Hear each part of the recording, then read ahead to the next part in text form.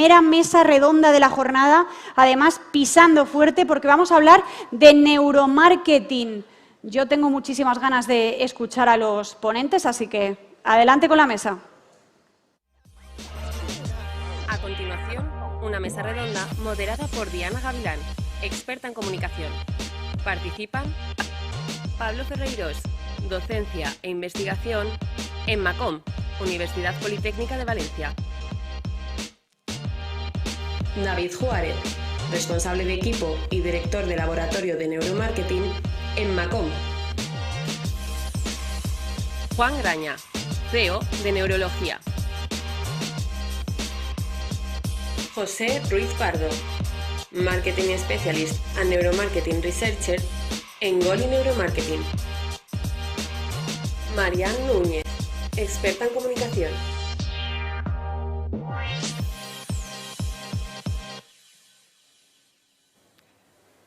Hola, buenos días a todos. En el año 1978 le dieron el Premio Nobel de Economía a Herbert Simon. Herbert Simon era una mente brillante que se le ocurrió algo que en ese momento estaba completamente fuera del escenario de las ideas.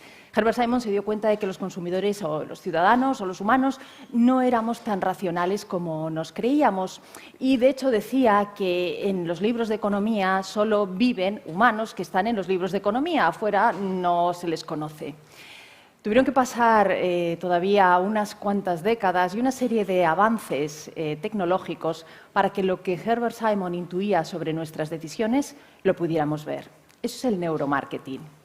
Muchas gracias a todos por estar aquí y bienvenidos a esta mesa en la que tenemos un conjunto de profesionales y de investigadores excelentes que nos van a hacer pasar un rato muy divertido y además donde vamos a aprender un montón. El neuromarketing yo creo que está lleno de interrogantes y lo primero que me gustaría hacer es dar unas pequeñas pinceladas que nos aclaren ideas que a lo mejor no tenemos del todo claro. Voy a empezar con Marian. Hola. Buenos días, Marian. Buenos días. Encantada. Y me gustaría preguntarte si nos podrías hacer así como un pequeño resumen, una idea clara de qué es el neuromarketing. Hola, buenos días a todos. Bueno, el prefijo neuro es uno de los... en sí es una marca de marketing, ¿no?, en los últimos años, ¿no? Neurocoaching, neuroeducación, el neuro se ha colocado delante de todo. Pero lo cierto es que neuromarketing como tal no es más que una metodología de investigación utilizada por el marketing para conocer o poder llegar de una manera más eficaz al consumidor. El neuromarketing se nutre primero de todos los avances teóricos de la neurociencia, de la neuropsicología, de la neurociencia cognitiva y además utiliza como metodología de investigación, de estudio, las técnicas que se utilizaban tradicionalmente en la neurociencia. Esto nos permite, de alguna manera, tal y como decía la doctora, llegar a esa parte un poco más oculta del consumidor, ¿no?, que en muchas ocasiones ni siquiera el propio consumidor conoce, ¿no?, cuáles son sus motivaciones para llegar a adquirir un producto o consumir un servicio, ¿no? Y nos permite conocer esa parte más oculta gracias a la metodología de la neurociencia. No es más que una técnica de investigación que estamos prácticamente es un sector incipiente, ¿no? Está empezando y entre todos los profesionales, como los que tenemos aquí, que supongo que lo transmitirán, están creando esa metodología, indagando, de alguna manera, creando la propia tecnología y creando esa disciplina, esa nueva disciplina, para poder llegar a conocer cuáles son las motivaciones más relacionadas con la emoción del consumidor. O sea que, Pablo, podemos ver lo que hay dentro del consumidor a través de algún tipo de equipamiento, técnicas. ¿De qué se sirve el neuromarketing? Cuéntanos qué hay en un laboratorio de neuromarketing para que nos lo podamos imaginar. Buenos días a todos, un placer estar aquí con vosotros. Sí, como ha comentado la compañera, al final es una ciencia transversal y sí que es verdad que cuando se habla de neuro, cualquier prefijo neuro, al final la gente piensa en electroencefalografía, en leer la mente, y manipular y cosas así un poco más extrañas, ¿no? Al final esto es una ciencia, nosotros todo lo que hacemos en los laboratorios le metemos muchísima ciencia detrás, muchísima academia, pero principalmente tenemos dos tipos de herramientas. Primero lo que se llaman las herramientas biométricas, con las que medimos una intensidad emocional, una respuesta ante un estímulo, casi todos estaréis aquí al corriente. Primero la electroencefalografía, que básicamente medimos la actividad cerebral ante un estímulo, que el estímulo puede ser estar en una página web, un logo, un color, un olor, un sabor, cualquier estímulo que le pongamos al ser humano. Todo eso lo traducimos en emociones primarias y secundarias. Luego tendríamos la tecnología de eye tracking, que no mide emociones, simplemente seguimiento ocular. Nos diría dónde está mirando tu cliente en una web, o en tu tienda, o en tu escaparate, donde queramos. Pupilometría también, que nos ayuda a conocer un poquito más sobre el estado de ánimo del consumidor. Face coding, tenemos 60 micromúsculos en la cara que reaccionan a estímulos, y eso viene directamente del subconsciente, no lo podemos controlar, y de ahí sacamos también otras emociones. Luego tenemos medidores de ritmo cardíaco, de temperatura corporal, y lo que se llama la GSR, la respuesta galvánica de la piel, que nos ayuda a medir un poco la actividad emocional, la microsudoración, que la medimos en microsiemens, en la piel. O sea, fijaros el momento en el que nos encontramos a nivel científico de saber qué siente el cerebro de tu consumidor, dónde está mirando, qué siente su cara, qué siente su corazón y qué siente su piel. Entonces, yo creo que es un momento súper dulce. Pero no nos quedamos solo ahí, sino que también hay otras herramientas que es transversal del mundo de la psicología del comportamiento del consumidor, como es la predicción afectiva, ¿vale? La distancia psicológica, los atajos neurísticos y toda la parte de teorías de los 6 estímulos para activar el reptiliano. Es decir, no es solo medir emociones, sino que es un campo, como ha dicho también la compañera, mucho más grande, ¿no? Pero entonces, David, con todas estas técnicas, ¿las complementáis con otras también tradicionales o es pura lectura biométrica? Bien, por primera vez tenemos la posibilidad de registrar cómo reacciona el consumidor o su cerebro a los estímulos. Hasta ahí bien, pero es mucho más interesante combinarlo con otras técnicas tradicionales, como son técnicas cuantitativas o cualitativas. Esto se llama una investigación por triangulación, donde pivota el neuromarketing con quali o con quanti. Por simplificarlo, el cuantitativo nos dice qué es lo que quiere el consumidor. El cualitativo nos explica por qué lo quiere. Entonces, nosotros les mostramos unos estímulos, los registramos con biometría y normalmente lo combinamos con un cualitativo, de manera que, sabiendo qué le ha llamado la atención, podemos saber por qué le ha llamado la atención. Nos saltamos el cuantitativo, que requiere una muestra muchísimo mayor, y nos basamos más en patrones mentales y en la respuesta, bien en una entrevista en profundidad o focus group, para saber por qué ha reaccionado de esa manera, porque a veces es por un efecto nostalgia, entonces nos lleva a descartar al consumidor, ¿no? Entonces, tengo un pico de emoción, no es exactamente debido al estímulo, sino a un recuerdo de algo que ha vivido anteriormente. Pero digamos que entre la mayoría de los estudios que hacemos es una investigación por triangulación, donde trabajamos biometría, es decir, neuromarketing, combinado con cualitativo, para saber por qué ha reaccionado ante los estímulos de la manera que lo ha hecho. O sea, que podemos casi ver por dentro al consumidor. Y eso, José, ¿qué insights, qué ideas nos está descubriendo de los consumidores? ¿Qué estamos viendo que no sabíamos o que no podíamos ver? Bueno, para empezar, empezamos a tener una información medida de manera objetiva que antes teníamos de manera subjetiva o de manera incluso a veces intuitiva. Bueno, ahora deja de ser intuición y comienza a ser ciencia y comienzan a ser datos objetivos. Todos los que tenéis empresa, que estáis aquí o que están en casa y que tienen empresa, no hace falta decir, tienen más que asumido que tener una empresa, el día que decides voy a tener una empresa ya es un riesgo y a partir de ahí el riesgo te acompaña toda tu vida. Bueno, pues al final lo que hacemos que es poner información sobre la mesa, la información ayuda a tomar decisiones y hace que ese riesgo sea un poquito menor. No va a quitar el riesgo de tener una empresa ni el que asume una empresa por el mero hecho de serlo en el día a día, pero sí ayuda, sí pone nuevos datos sobre la mesa que te permiten no solo conocer mejor a quién te diriges, sino además tener variables nuevas como cómo reacciona el consumidor pues, ante tu marca, ante tu producto, reacciones emocionales, que te permiten incluso hacer una segmentación mayor, una microsegmentación que te ayuda a llegar mucho mejor al perfil de clientes al que te diriges. Vale, pues a mí me gustaría que esto no se nos quedara solo en un pequeño, digamos, escenario de ideas, sino que lo lleváramos también a la práctica. Y creo que tenemos aquí a Juan, que nos podría ilustrar con alguna aplicación, algún ejemplo de empresa, casos reales. Cuéntanos alguna experiencia de cómo las marcas pueden explotar todo este conocimiento que, bueno, pues tiene esta enorme calidad. Uy, experiencias...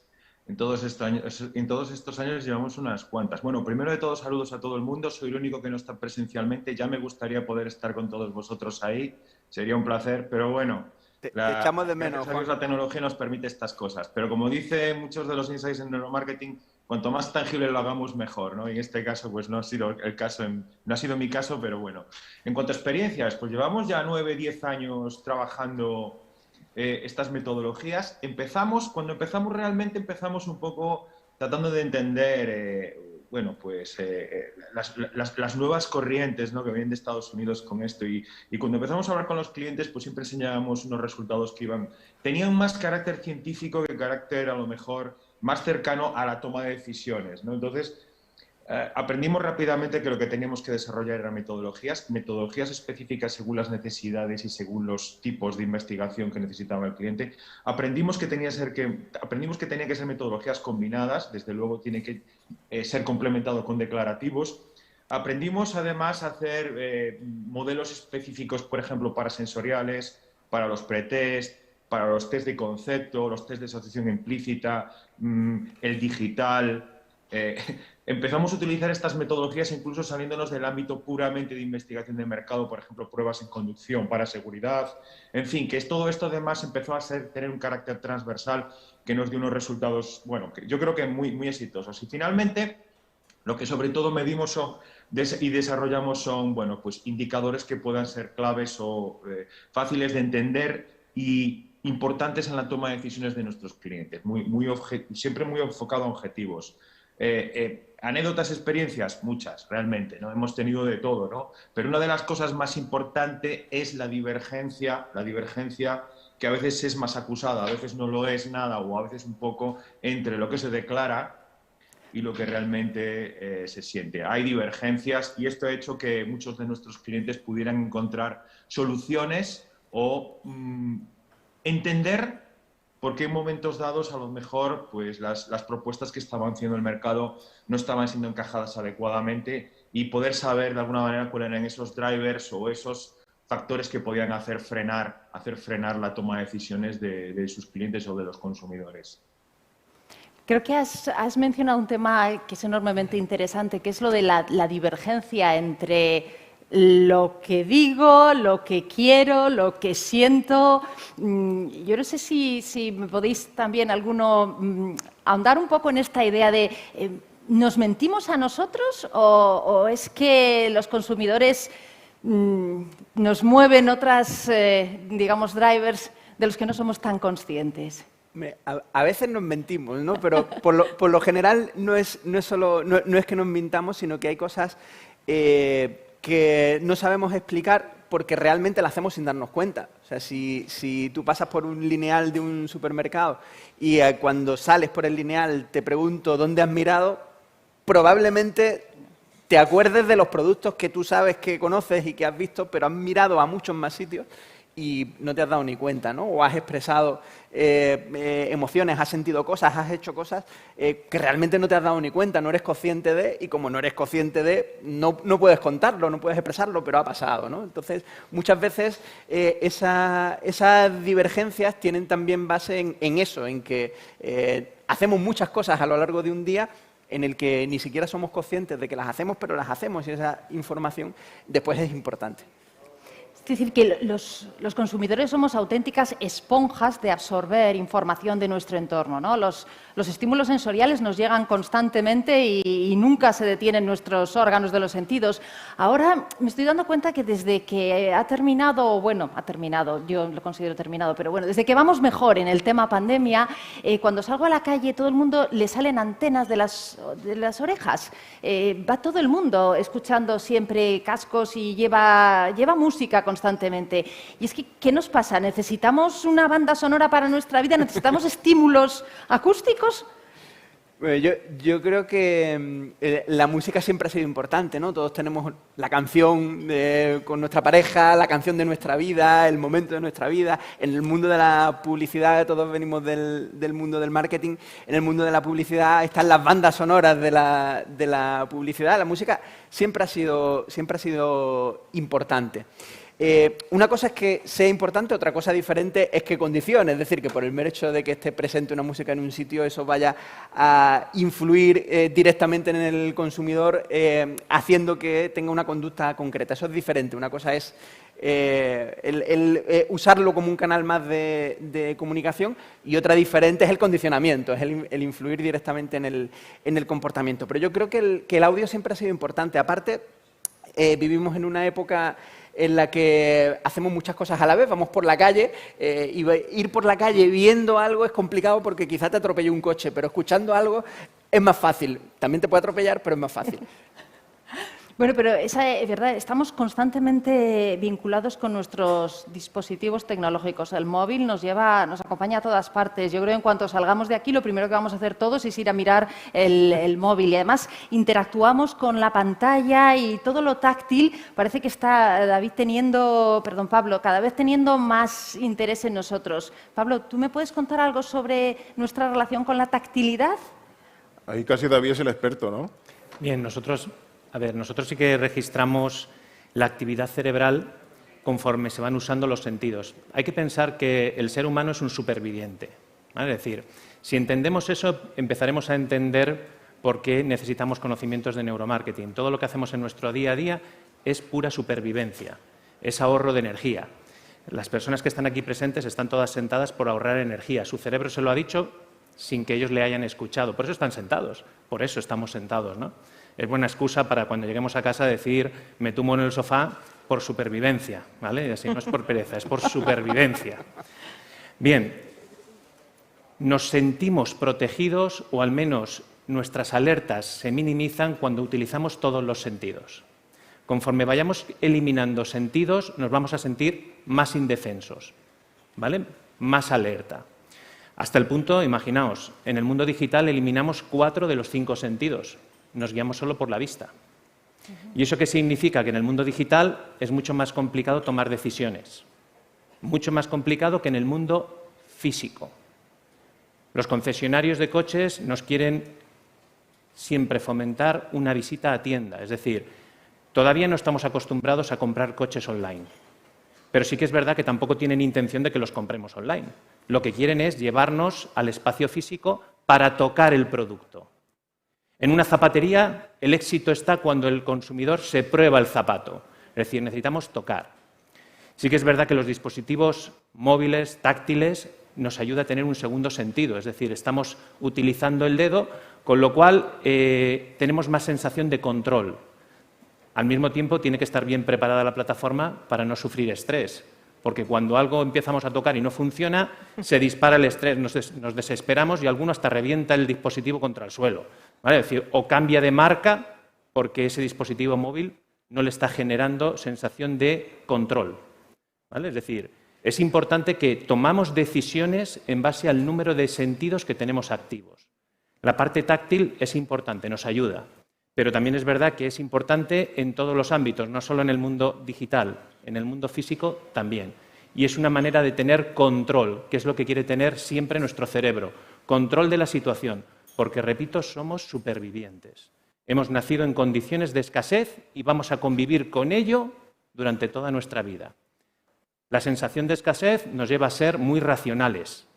Y cuando lo tenemos eso controlado, es decir, tenemos controlada nuestra propia supervivencia, ya pasamos al plano emocional, ¿vale? Es decir, esto es lo que va a dar sentido las compras y las decisiones que llevamos a cabo en el día a día.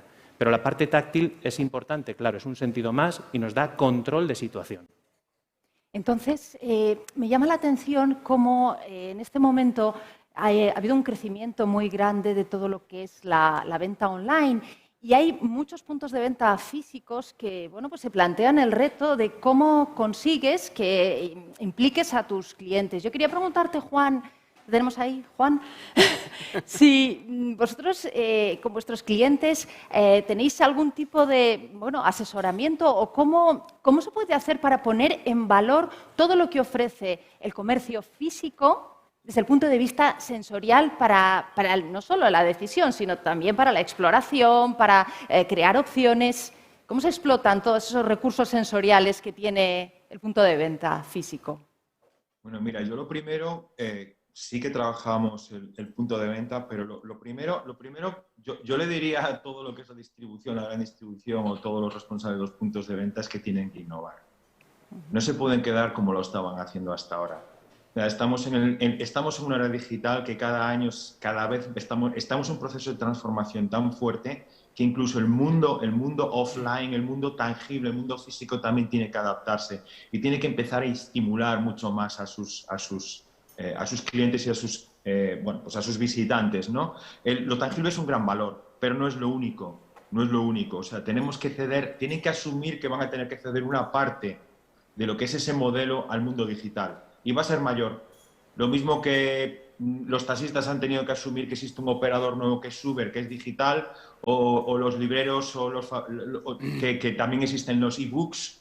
Tenemos que asumir que eso es una realidad que no va a ir para atrás, sino para adelante. Y por lo tanto lo que van a tener que hacer es amoldarse y adaptarse a esos modelos. Investigar sus clientes, sus comportamientos, cómo lo hacen. Hablábamos de estimularlos. Siempre se habla del punto de venta con los 5 sentidos, y es verdad, pero no es lo único, sino cómo son sus comportamientos. La gran distribución especialmente está muy condicionada a los acuerdos comerciales con las marcas. Y casi todo lo que hacen está, pues regido por eso. Y esto hace que se pierda una buena parte o que se deje poco espacio a lo que es el trabajar la innovación y la experiencia con el cliente. Y eso yo creo que es la clave y es algo que van a tener que hacer sí o sí en el futuro si quieren realmente ser más competitivos. Y no nos olvidemos que el mundo tangible no tiene por qué ser tangible de verdad. En el futuro no va a ser así. Está muy claro que dentro de nada empezaremos a ver tiendas muy distintas de lo que estamos viendo ahora. Empezarán a ser tiendas digitales, pero tangibles. Empezaremos a hablar de modelos virtuales de verdad.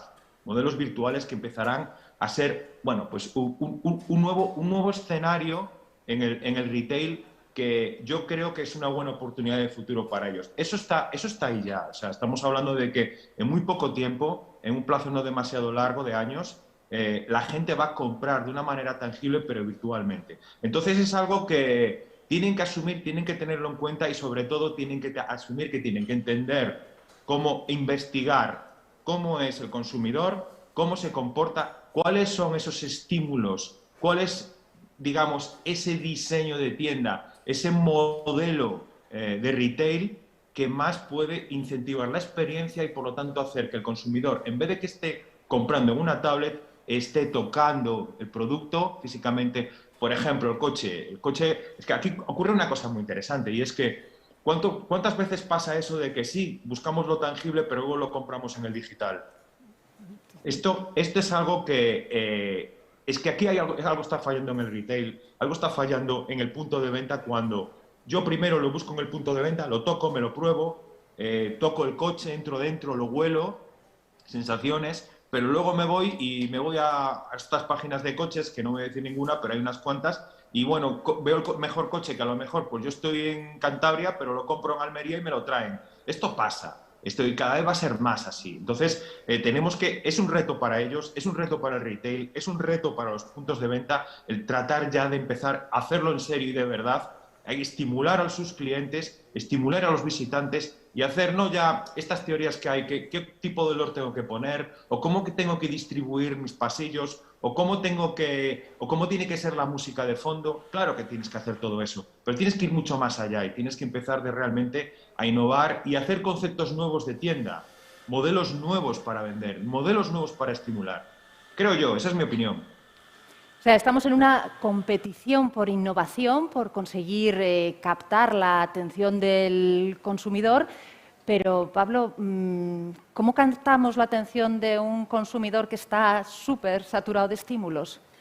Pues la verdad es que yo creo que la atención es la moneda de oro del siglo XXI en el marketing, es decir, antes buscábamos otro tipo de estímulos y, como habéis dicho antes, estamos hiperestimulados. O sea, recibimos impactos por todos los medios y al final despuntar en ese entorno de hiperestimulación del cerebro. Como ha dicho David, el cerebro consume prácticamente el 25% de las calorías diarias de cada uno, de un ser humano adulto, ¿no? Entonces, pensar que el cerebro reptiliano se come 97% de esas calorías y tiene que estar prestando atención. Entonces, lo que no le engancha de primeras, como consume mucho, desconecta, ¿no? Entonces, en ese mundo de hiperestímulos tenemos que ver de qué forma captamos la atención de nuestros clientes. Yo creo que la jugada, o el partido se va a jugar en aquellas empresas que entiendan, primero, que no se tiene que... O sea, el hablar de producto o servicio, estamos hablando de atributos, de características técnicas y le estamos lanzando mensajes a una parte del cerebro que no toma las decisiones de compra, ¿vale? Estamos hablando de la parte del neocórtex que no toma ninguna decisión de compra. Ayuda en el proceso, pero el que toma las decisiones es otro. Entonces, le estás hablando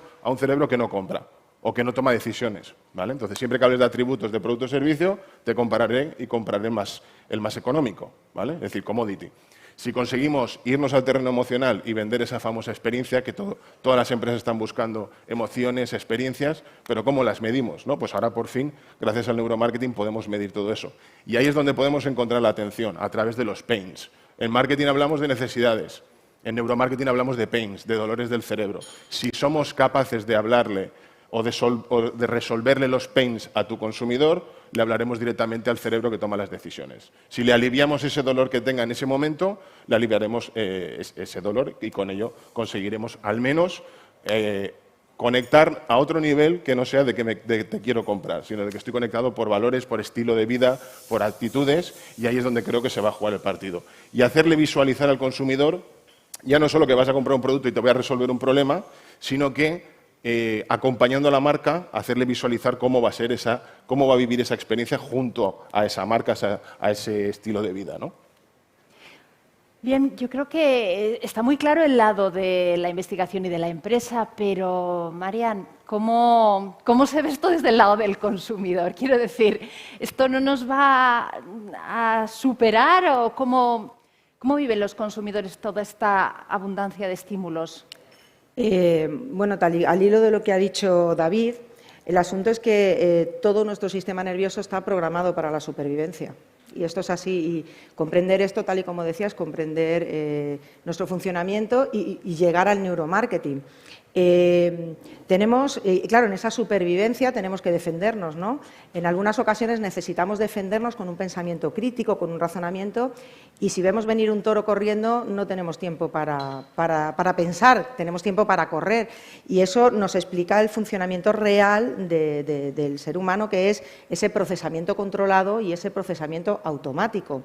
Digamos que el neuromarketing llega de alguna manera que no se había llegado hasta entonces a ese procesamiento automático, ¿no? El problema es cómo se hablan el procesamiento controlado y el procesamiento automático, cómo encontrar los filtros, ¿no? entre ambos sistemas. Hay un ejemplo que yo siempre utilizo en clase y que creo que se entiende muy fácilmente. Si estamos en una cafetería tomándonos algo, hablando con nuestra pareja, y hay una mesa al lado, detrás de nosotros no estamos escuchando la conversación que hay detrás. Estamos en nuestra conversación, estamos en un procesamiento, bueno, no debemos, al menos, ¿no? En situación normal no debemos escucharlo. Quiero decir, estamos en un procesamiento controlado con una atención focalizada hacia la conversación que tenemos. Sin embargo, en un momento dado escuchamos una palabra clave, por ejemplo, yo soy cacereña, escucho la palabra Cáceres y te giras. Entonces tú te preguntas, ¿por qué si yo no estoy escuchando la conversación de atrás me he girado, ¿no? ¿En qué momento? Claro, lo que nos ocurre es que nuestro procesamiento controlado es muy limitado, tiene que ser muy limitado porque, tal y como hablaban antes, el consumo energético es elevadísimo. Entonces nos lleva a tener lo que llamamos una economía cognitiva, es decir, reducir al máximo nuestro esfuerzo, por si tenemos que pensar, ¿no?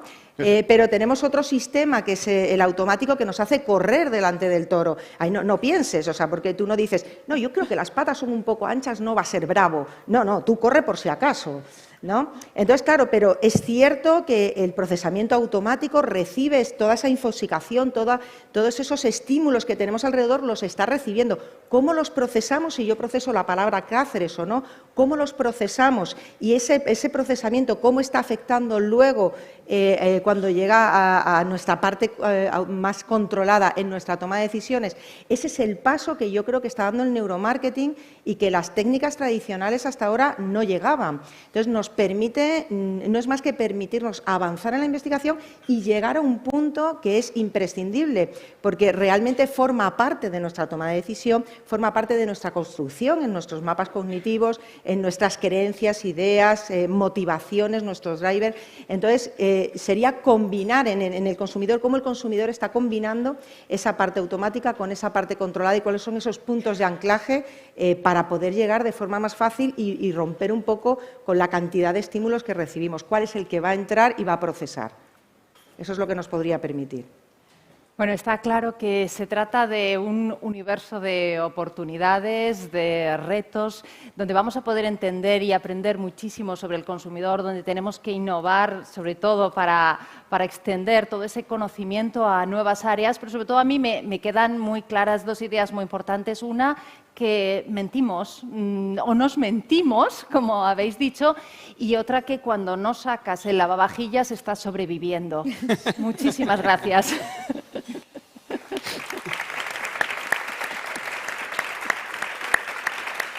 Puede que hayáis sufrido una bajada de la medición arterial o una subida de los influencitos, pero no infartéis.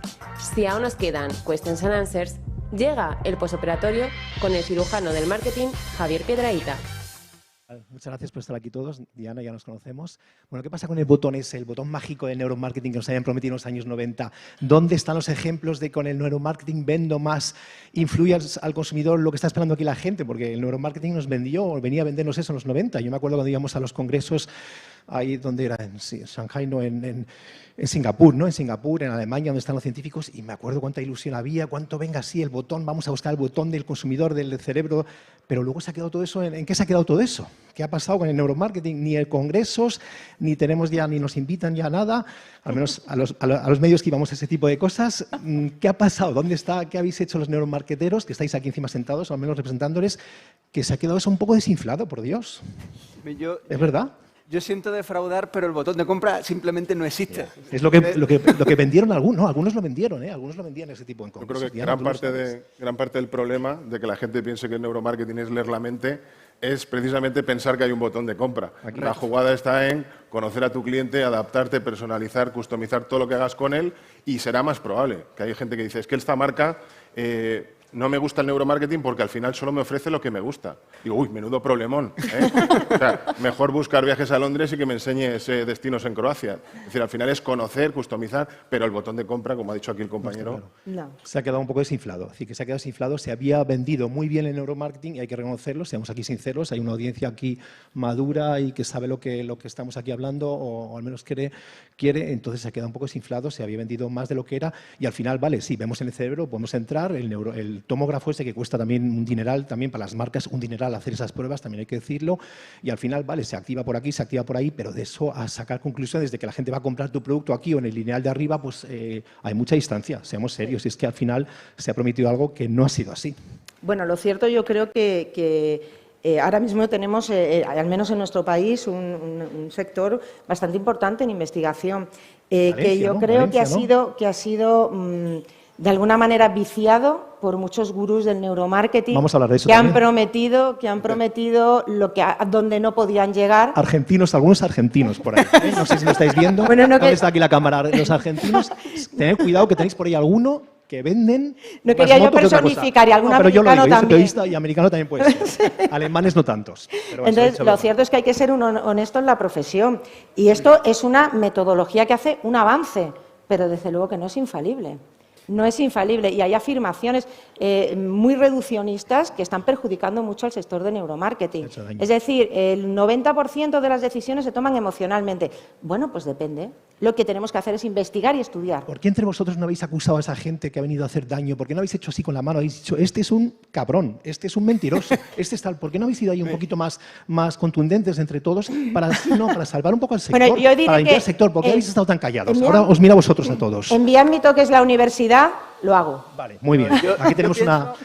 Yo pienso, bueno, aquí estamos Juan y yo, que ambas empresas nos dedicamos a esto y vivimos de esto, no vivimos de otra cosa. Yo creo que somos, a día de hoy, pese a Juan y yo tenemos muy buena relación, muy buena sintonía, pero pese a eso creo que somos un sector aún demasiado pequeño. No tenemos un peso importante como para salir y decir, oye, en realidad somos esto no y esto sí.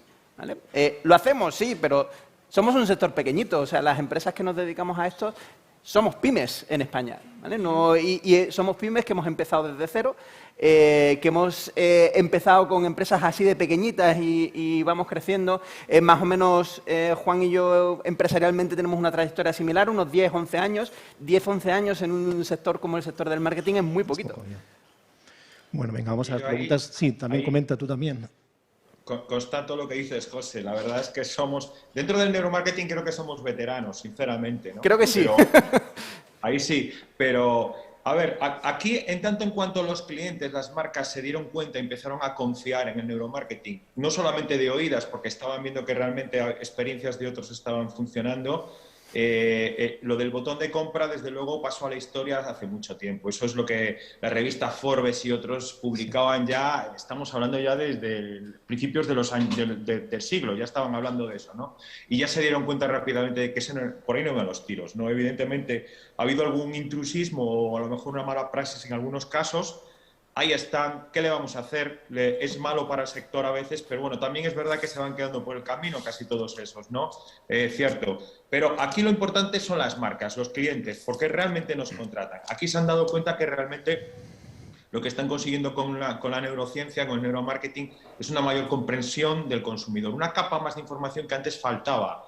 Teníamos la declarada, pero faltaba la otra capa, ¿no? En la que estábamos hablando de que es más basada en procesos cognitivos, emociones, inconsciente, y todo eso se demostró que influye mucho en la toma de decisiones finales y puede ayudar a minimizar el riesgo en la toma de decisiones por parte de los clientes, de nuestros clientes, ¿no? Entonces, eso es lo importante, eso es el neuromarketing. El neuromarketing no viene más que a dar un poquito más de luz en la comprensión del consumidor. Aquí hay marcas, ¿no? No somos robots.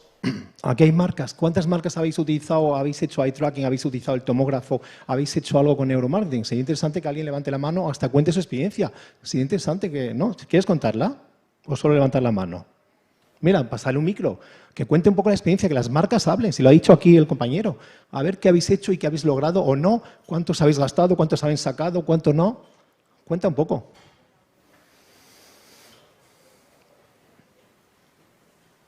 Si me permite, Javier, mientras le ponen el micro, un poco para reforzar la idea que decías tú, que ponerse el título gurú de neuromarketing en LinkedIn son 30 segundos, ¿eh?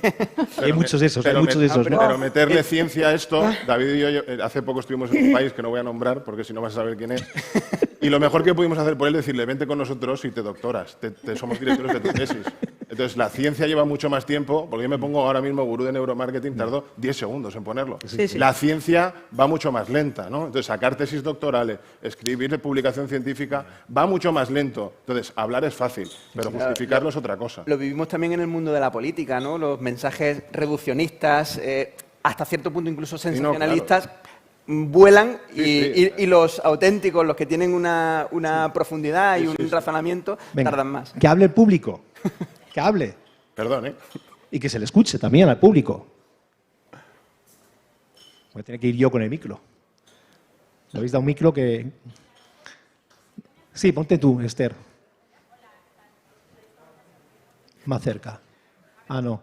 No. Esto es el COVID. Más cerca, no más cerca. Dios, nos tenemos que normalizar, a ver. Bueno, mientras se soluciona, también me gustaría hacer una aportación acerca de ese botón de compra que obviamente no es tan explícito, no es tan visual. Nosotros venimos de la Politécnica de Valencia, de esta región, donde hemos tenido sectores como el textil, que han acabado hundiéndose, juguetero, que han acabado hundiéndose, el calzado, que está ahí sobreviviendo, ¿no? Y hemos trabajado con muchas empresas, algunas nos piden biometría, es decir, medir cómo están reaccionando los consumidores, y otras nos piden asesoramiento. ¿Por qué nos piden asesoramiento? Es decir, no uséis biometría, vamos a ver cómo podemos mejorar la marca y cómo mejorar el producto. ¿Por qué hay marcas que funcionan tan bien y hay otras donde solo se les mira el precio. La culpa la tenemos los propios empresarios. ¿Por qué? Porque solamente mencionar la expresión «somos la mejor relación calidad-precio» ya está activando la parte más racional. Es decir, vale, te voy a comparar con otro y ante igualdad de características elegiré siempre al más barato. Y resulta que al menos nuestro tejido empresarial es así. Damos mucha calidad a bajo precio. Luego somos nosotros los que hemos educado como empresa a los clientes a reaccionar de esa manera. Por eso voy a un concesionario, toco el producto y luego lo compro en una web. ¿Vale? ¿Por qué? Pues porque ya se están peleando en el precio. Sin embargo, hay otras marcas donde entro a la tienda, compro el producto, me voy feliz habiendo pagado mucho más que productos equivalentes que no me he molestado ni en comparar. Apple. Y al llegar a casa todavía soy más feliz abriéndolo, compartiéndolo y dices, a ver, ¿en qué momento Apple habló del producto? En ningún momento. Solo te dijo cómo te ibas a sentir si lo comprabas. Y entonces nuestro cerebro, el racional, no tomó parte en ningún momento. Ahí ya nos hablaba de la mejor relación calidad-precio. Bueno, bonito, barato. Pues obviamente estás provocando a que tu cerebro más racional tome la decisión. Es decir, eso es algo muy español, muy Valencia, consumidor español, dependiendo de los chinos que ahora con el tema de transporte, los costes, los chips, dependiendo de una gente que encima no compartimos sus valores democráticos ni para nada. Muy mal lo que hemos hecho. Ahí nos tenemos que dar un pequeño suspenso aquí a este país, a nuestras empresas, consumidores, y ojalá esto lo podamos cambiar a tiempo. Pero perdona, tenías que hablar tú a ver si ya funciona el micro. No la dejamos. Que no es chino, es europeo, ¿no? Bueno, lo chino hay veces que también funciona. Bueno, buenos días a todos. Al hilo de lo que preguntabais, nosotros hace 2 años hicimos un estudio de neuromarketing con la campaña de Scotch Brite por su 60 aniversario en España y con la colaboración de la Universidad Rey Juan Carlos. Uno de los vídeos que hicimos conmemorativos, un spot que lanzamos, sí que hicimos un estudio de neuromarketing para analizar cuál era el impacto que tenía tanto en hombres como mujeres y según el perfil, cada imagen y cada tracking que visualizaban. Entonces, la verdad es que los resultados que arrojan son muy interesantes.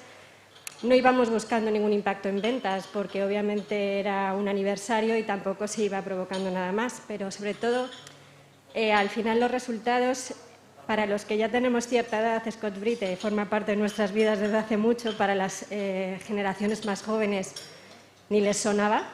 Yo no puedo estar sin él, era esto que es. Pero es súper curioso lo que tenemos arraigado dentro de nuestro subconsciente y lo que ha implicado a nivel familiar, qué impactos te produce determinados fragmentos de un vídeo, ¿no? Entonces, la verdad es que la inversión, al ser una colaboración, no fue muy grande porque era con la universidad, pero los estudios y los datos sí que fueron públicos. Muchas gracias, interesante, ¿no? Es decir, un caso positivo. Me están aquí ya echando la bronca, qué pena, ahora estos se estaban animando, quería más preguntas, tengo todavía las preguntas del público, pero me dicen que hay que seguir encima la gente que está en streaming tampoco le podemos robar el tiempo. Así que muchísimas gracias, me hubiese gustado estar con vosotros, habrá que hacer otra segunda mesa algún día, ¿por qué no? Haremos más eventos y gracias por estar todos y por preguntar.